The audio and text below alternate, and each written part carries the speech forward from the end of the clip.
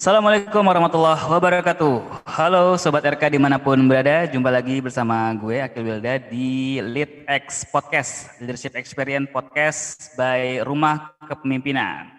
Seperti biasa di Lead X Podcast kali ini kita akan bukan menghadirkan ya, sudah hadir tengah kita narasumber pemuda yang juga inspiratif atas apa yang sudah dicapainya gitu ya, terutama pada bidang pemberdayaan masyarakat.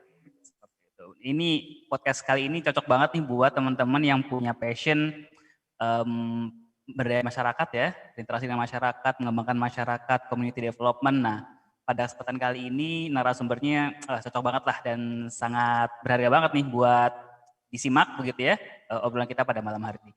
Beliau adalah salah seorang masih bilang pemuda ya, pemuda asalnya dari Garut begitu ya, yang sebelumnya juga sempat menjadi alumni dari, sempat ya, sekarang alumni dari Rumah Kepemimpinan angkatan kedua dari Regional Bandung. Nah, nggak sabar siapa beliau, kita akan sambut Kang Goris Mustaqim. Assalamualaikum Kang Goris. Waalaikumsalam warahmatullahi wabarakatuh. Selamat malam. Bagaimana kabarnya Kang Goris? Akil, alhamdulillah baik-baik.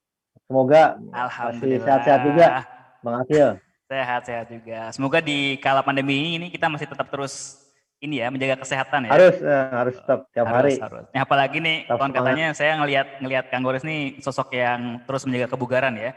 Senangnya lari nih, teman-teman nih. Iya, dari kenyataan. Kenyataan. Iya, hobi. Hobi ya. Oke, setiap kali lari berapa kilo Kang Goris targetnya? Ya, kalau weekday sih biasanya 5 kilo. Kalau weekend bisa 10, 15 lah. Ya, kecil-kecil lah. Kecil 15 kilo ya, luar biasa. Iya. Saya aja 5 kilo udah apa-apaan ya. The name is effort katanya kan. The name is effort, namanya usaha. Sama juga usaha. Oke, baik. Sobat Eka semuanya, Kang Goris ini adalah sosok yang inspiratif kalau teman-teman mungkin sempat melihat atau sempat memantau ya, atau berita-berita atau isu-isu terkait tentang pemberdayaan masyarakat atau community development, nama Kang Goris ini sudah malang melintang nih, gitu ya. Yang diawali kiprahnya beliau ini dari kampung halamannya ya, Kang Goris ya, dari Garut ya. Ya, beliau adalah foundernya dari Asgar Muda Foundation. Yang mana Asgar Muda Foundation ini membawa Kang Goris ini apa istilahnya ya, cepat bertumbuh dan naik level untuk menjadi seorang yang punya kiprah nih atau bisa dibilang ahli ya di pemberdayaan masyarakat. Kang, boleh dong Kang cerita Kang ketika Kang Goris nih mengawali perjalanan hidup ya, Kang Goris di pemberdayaan masyarakat dari Asgar Muda Foundation seperti apa sih Kang? Ceritanya Kang, bisa diceritakan ke teman-teman. Silakan. Iya, jadi saya dari Garut ya, makanya kita Asgar sama kayak Thor dan Loki memang. Jadi kita memang Asgardian ya. sekampung lah sama Thor dan Loki gitu. Kita yang menginspirasi lahirnya Avengers itu karena emang kalau Avengers kan identik dengan Viking gitu ya, pakai topi-topi yang bertanduk. Nah, kalau Garut ini kan dari dulu sudah domba Garut. Jadi emang mitologi Loki Thor ini dikembangkan dari Garut, emang terinspirasinya gitu. Karena kita pun sejak dulu emang disebutnya Asgardian. Nah, tapi berbeda dengan di Marvel Universe gitu yang di sana serba maju gitu ya. Asgarnya kalau di Indonesia ini Asgarnya dulu masih data tinggal gitu zaman saya lulus kuliah. Sehingga jiwa muda saya dulu gitu ya meledak dan terpanggil untuk bisa berkontribusi apa yang bisa kita lakukan. Nah, makanya dulu dengan teman-teman yang sesama Garut juga dari berbagai kampus, kebanyakannya di awal ya bikin yang Yayasan Asgar Muda ini 2008 ya. 2008. Yang awalnya berkiprah di pendidikan dengan adanya bimbel Supercamp yang juga memakai pendekatan kewirausahaan sosial karena tahun ketiga sudah bisa subsidi silang gitu ya, yang bisa juga berbayar yang premiumnya. Kemudian berkembang menjadi berbagai macam aktivitas kayak BMT atau microfinance syariah ya. Ada juga inkubator kewirausahaan pemuda yang akhirnya sampai sekarang banyak pemuda-pemuda yang memberdayakan masyarakat dan membuat usaha. Jadi itu sih yang kita lakukan. Di samping yang terbaru juga kita melakukan memberdayakan untuk mencegah kematian persalinan. Kita memberdayakan para posyandu dan juga puskesmas buat memakai data kita deteksi dengan algoritma khusus yang kita buat. Nah, jadi berbagai inilah pendekatan yang itu non-profit social enterprise yang harapannya bisa membuat perubahan secara berkelanjutan gitu di Garut. Jadi itu yang memang kita sudah awali mantap. sejak dulu. Oke, kalau boleh digambarkan nih Kang, kondisi Garut dulu dan juga sekarang sebelum dan sudah ada Asgar Muda Foundation seperti apa Kang? Ya tentunya banyak faktor yang berpengaruh ya, tidak hanya kita, tentunya kan pemerintah sebagai aktor pembangunan yang memang terbesar gitu ya, kemudian perkembangan juga Indonesia, kondisi eksternal. Jadi mas sekarang sudah bukan lagi daerah tertinggal, sudah cukup daerah yang sangat berkembang dan indikator berbagai kayak PAD, kayak kemudian juga sektor wisatanya sangat tumbuh, sangat maju sekarang, kemudian daya beli juga meningkat, ya ada industri juga, tetapi yang penting yang membedakan gitu paham kami adalah pembangunan itu emang harus tadi membangun kapasitas masyarakat atau SDM gitu ya. Jadi itu yang kami dulu sejak dulu kami percayai.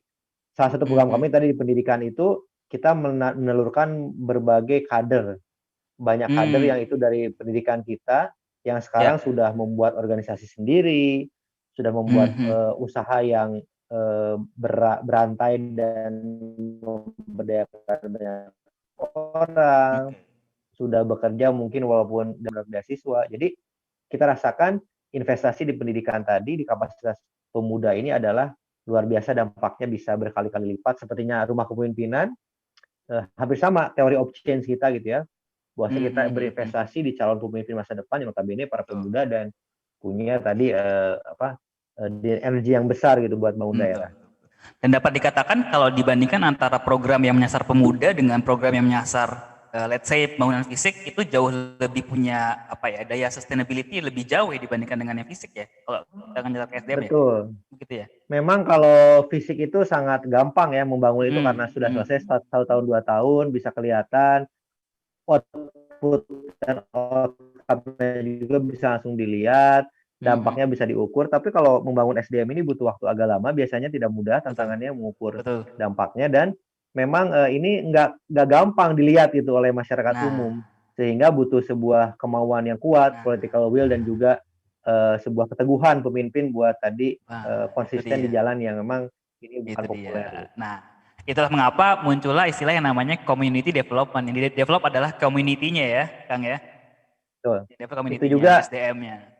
Betul, itu yang juga saya terapkan di konsultan yang saya dirikan gitu ya di Semut Nusantara ini, yang berkhidmat pada pembangunan sosial ekonomi masyarakat, community development dengan kalau ini for profit gitu ya karena perusahaan PT dan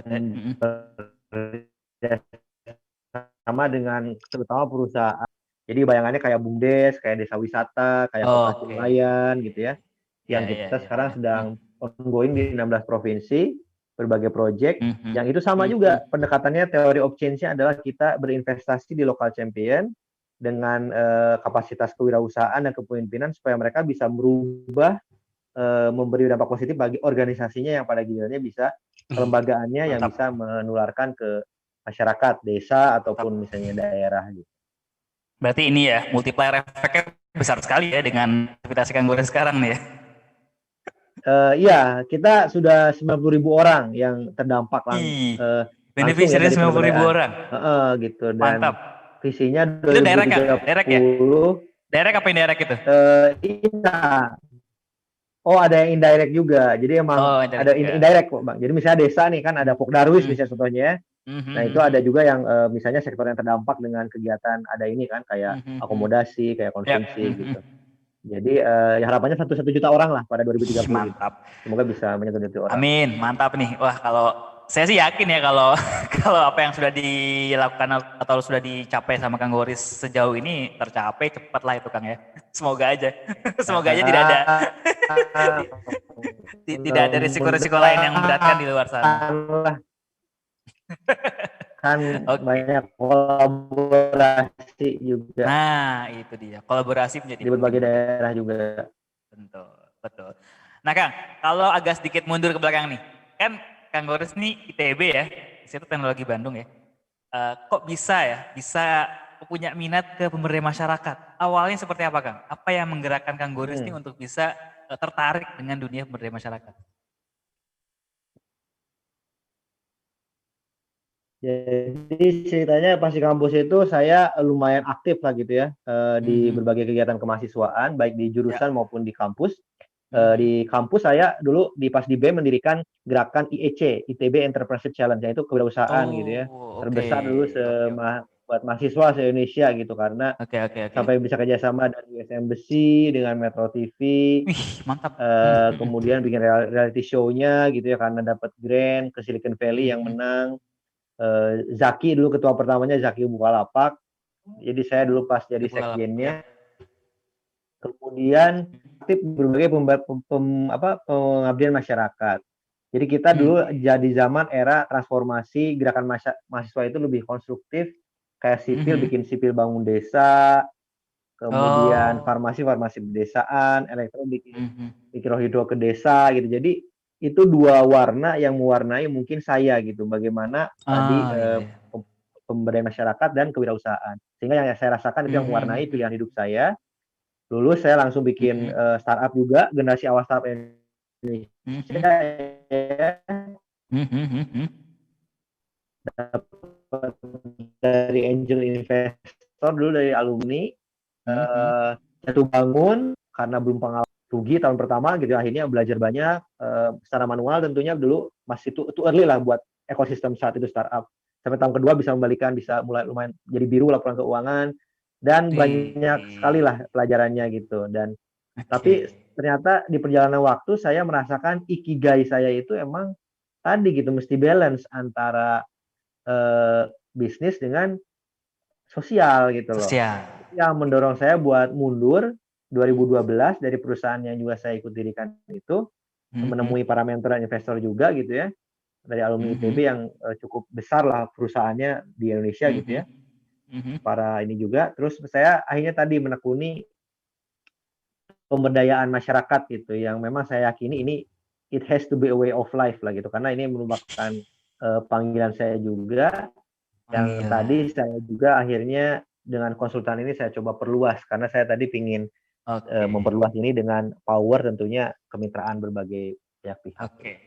Berarti bisa dikatakan itu Itu Kang adalah ceritanya panggilan Kang. yang mana mantap. Panggilan itu diperoleh berdasarkan ini juga ya, long way proses ya Kang ya. Karena kan tadi sudah Betul Kang, dimulai sejak sejak kuliah ya, sejak berorganisasi di kampus seperti itu. betul. Bertahap terus dibangun terus portfolionya begitu ketika sudah lulus, ya udah ibaratnya ketika dapat momentum yang dapat kliknya istilah gitu ya, langsung dihajar ya tanda kutip ya sama Kang Boris dan sampai sekarang Iya. kondisinya. Saya termasuk iya mazhab yang tadi Kang, jadi melakukan gitu. Maksudnya Mhm. belajar itu sambil melakukan. Yes, Kayak tadi yes, bisnis jatuh bangun yes.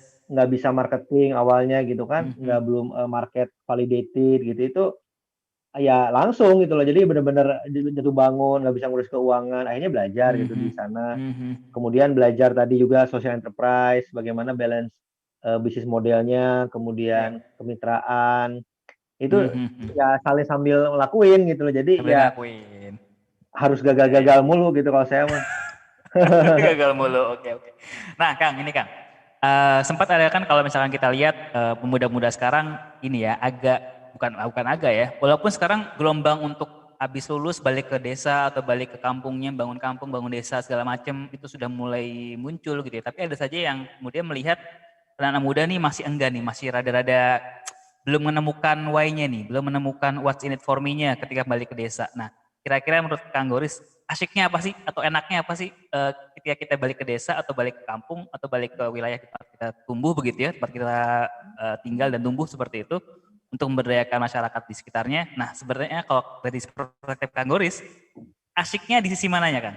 Biar nanti teman-teman yang mungkin masih ragu-ragu nih bisa mulai apa semakin yakin nih untuk bisa apa namanya terjun dan menyelami dunia pemberdayaan masyarakat.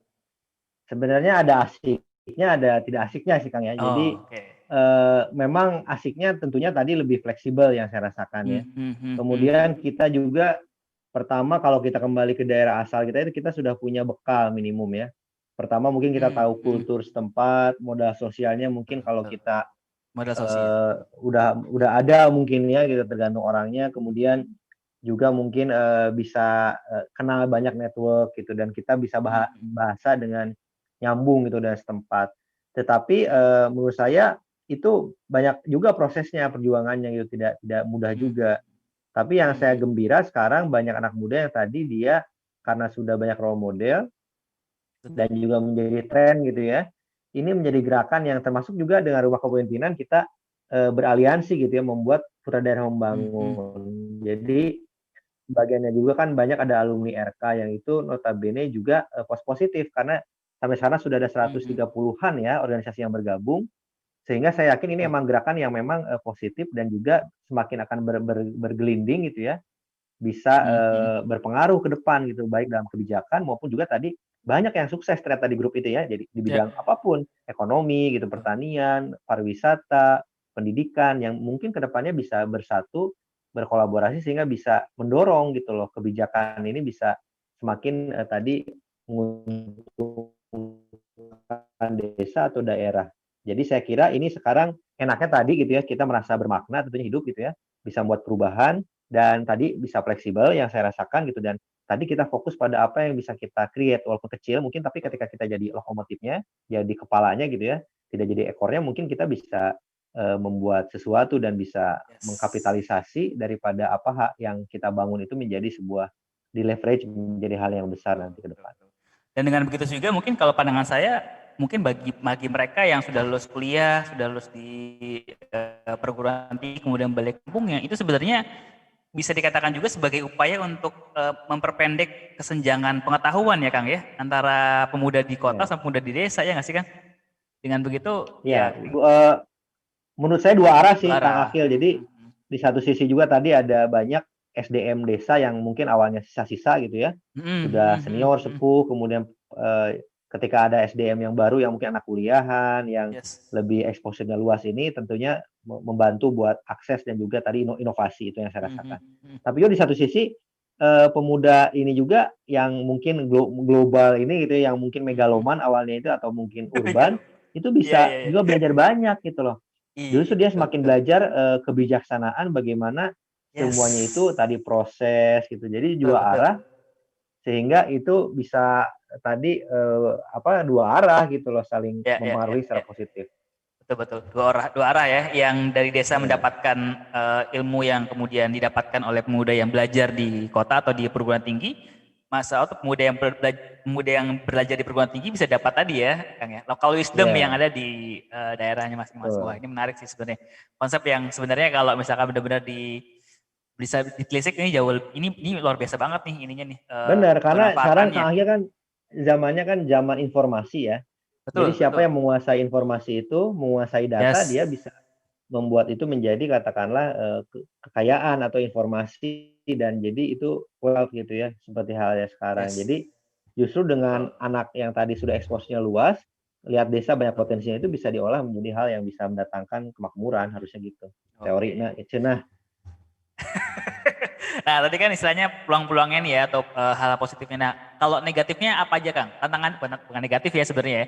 Lebih ke arah challenge nih yang sepertinya nanti akan dihadapi oleh para pemuda yang dia punya planning atau punya rencana dia balik ke kampung, balik lagi desa untuk bisa membangun desanya.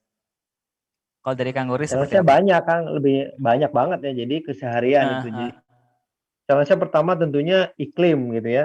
Eee, hmm, memang juga pertama tidak tentunya butuh proses yang paling dominan ya, dan itu tidak juga ya. mungkin semua orang bisa tadi ya, bisa proses itu bisa cocok gitu loh, karena banyak orang juga mungkin yang ada banyak juga prioritas yang lain gitu loh. Karena kalau ini kan butuh waktu membangun desa itu kan bagaimana sampai bisa hiduplah boleh dibilang gitu dari sana gitu ya. Jadi pertama butuh waktu, nggak ada yang singkat gitu. Yang kedua juga tadi mungkin terbatas gitu ya resource di daerah, di lokal gitu ya, dan juga bagaimana mungkin kultur birokrasi dan apa berbagai perizinan itu ya. Jadi pasti challenge lah gitu karena itu harus dihadapi kan Betul, dan betul, juga betul. tentunya kalau idenya yang mungkin lebih luas itu kan potensi pasar di daerah juga harus dicari keluar gitu, karena di daerah juga mungkin tidak dengan inovasi yang kita lakukan mungkin pasarnya bukan di daerah gitu ya. Hmm, Nah, hmm, emang hmm, itu hmm. challenge, tetapi saya yakin dengan sekarang banyak sekali justru pemuda yang juga saya lihat itu justru lebih maju gitu. Dia justru mengubah Hmm, hmm, challenge hmm. itu menjadi peluang gitu loh buat Nah, itu dia. dibikin sesuatu. Jadi ada dua sisi gitu ya, ada challenge dan ada Hmm, opportunity. Jadi saya opportunity. kira beda-beda buat tiap-tiap orang, tapi ketika bisa mengatasinya bisa jadi peluang besar. Pulang. Dan bahkan kalau kitanya bisa mengelolanya, yang challenge tadi bentuknya challenge ya, bisa berubah jadi peluang ya Kang ya, jadi Iya, opportunity ya Kang ya. Nah, iya, iya itu dia. Berarti emang perlu ini ya, perlu dikuatkan dalam diri gitu ya, sebelum melangkah begitu ya, sebelum balik ke desa masing-masing untuk bisa punya niatan yang apa Kang? Niatan yang lurus Kang ya, niatan yang iya, lurus untuk bisa betul. benar-benar membangun dan juga mendevelop mengembangkan desa di mana kalian ini ya kalian tinggal, kalian besar dan seterusnya. Nah Kang, berarti dengan itu juga kita sekaligus menyampaikan ya, jangan ragu juga nih buat teman-teman yang lulus dari kampus yang masih muda-muda nih usianya gitu ya untuk balik lagi ke kampung ya, karena sesungguhnya ngomongin pembangunannya Kang ya, sebenarnya eranya sekarang nggak lagi dari kota ya Kang ya, nggak lagi dari pusat ya, Iya, Kang. Iya, menyebar di desa ya nggak betul. sih? Ya, ya, jangan ragu karena masa depan ini ada di daerah gitu ya. Nah itu. Hmm, hmm, Maret hmm. ya di zaman Babilonia atau mungkin sampai bikin berbagai kota-kota besar gitu ya tantangannya. Nah sekarang kan ketika kota Hmm, hmm, sudah hmm, semakin daya dukungnya melemah, kemudian hmm. banyak sekali katakanlah masalah gitu ya, perlu pemerataan. Nah sekarang Hmm, tantangannya peradaban bangun daerah, bangun desa gitu loh.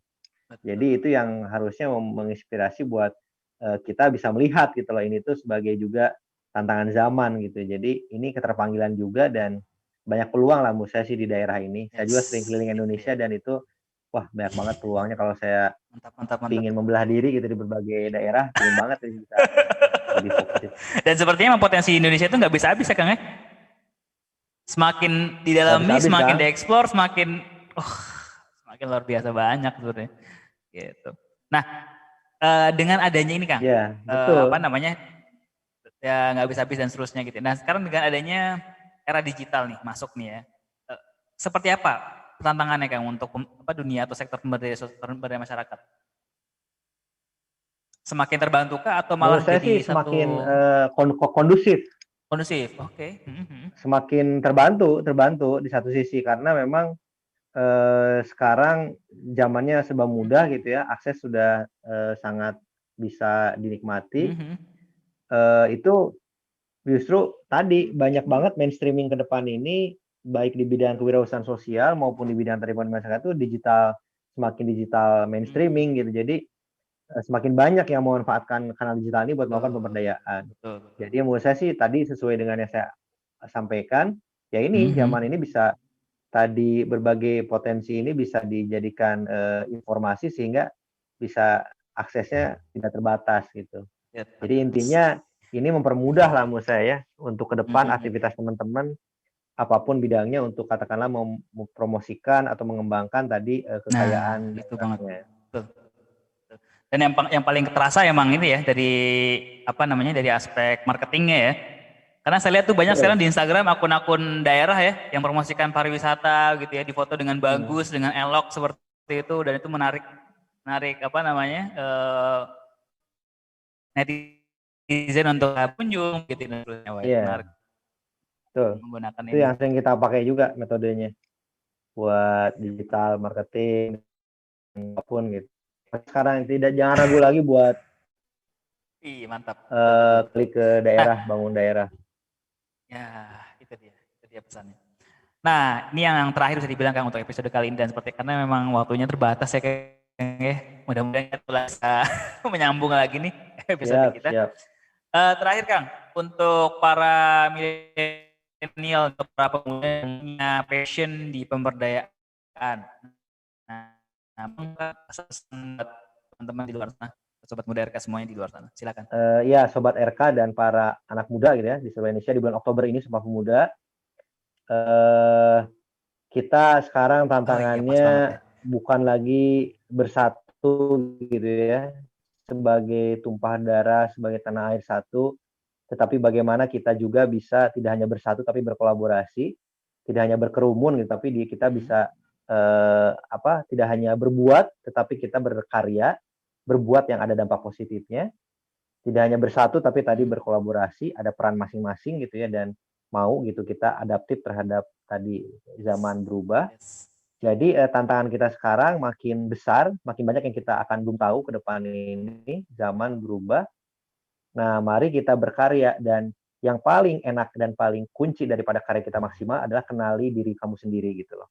Kalau tadi kamu punya passion, punya panggilan ke arah hal pembangunan masyarakat ini, lakukan karena memang di sini masih banyak potensinya dan juga di sinilah kamu bisa membuat perubahan yang positif, di mana kamu bisa langsung jadi pemimpin gitu di lapangan dan tadi jadilah pemuda yang luar biasa gitu loh, yang dia tidak hanya masa depan, tapi juga masa sekarang itu adalah sebagai pemimpin. Jadi, mari ikuti panggilan zaman tadi, panggilan kita untuk berkarya, dan nanti insya Allah sampai jumpa dan salam berkarya. Mantap. Terima kasih banyak Kang Goris atas inspirasinya pada kesempatan sesi podcast pada Sama-sama. sesi ini. Wah, ini bermanfaat sekali ya dan juga apalagi buat teman-teman yang sudah punya niatan atau sudah punya planning, sudah punya rencana untuk kembali ke desanya, terjun ke masyarakat, memberdayakan masyarakat, mengembangkan masyarakat di tengah-tengah masyarakat itu sendiri untuk sama-sama bertumbuh, sama-sama berkembang. Nah, Siap. harapannya dari obrolan kita, diskusi kita kesempatan kali ini dapat memberikan insight dan inspirasi buat kalian semuanya. Amin. Dan jangan lupa Sampai jumpa dukung, lagi Kang Akil. siap. Jangan lupa dukung terus channel ini dan dengan like, komen dan juga subscribe ya di supaya bisa terus mendukung ya agar channel ini bisa memproduksi konten-konten yang bermanfaat buat sobat muda Reka dimanapun berada. Dan oh ya Kang Goris, akun IG-nya apa nih biar bisa di follow sama teman-teman nih? Goris Mustaqim. Goris Mustaqim ya, silakan Ya. Goris Mustaqim, gabung semua ya. Saya juga lagi belajar nih dari Kang Akil buat bikin konten. Di kita sudah ada juga tadi digital transformation di SDM ya, yang nanti sering juga lah di YouTube dan IG konten-konten. Ada channel YouTube-nya Kang? Ada Semut Nusantara, itu bukan saya ya, yang berusaha lah ya. baru lah. Ya. Nusantara ya teman-teman ya, bisa coba di subscribe juga, diikuti juga. Oke, terima kasih banyak atas waktunya Sobat Muda Reka dimanapun berada sudah menyaksikan dan sudah mendengarkan obrolan kita. Semoga bermanfaat. Sampai berjumpa lagi di podcast berikutnya. Assalamualaikum warahmatullahi wabarakatuh. Waalaikumsalam Salam warahmatullahi pemuda wabarakatuh. Indonesia berdaya. Salam.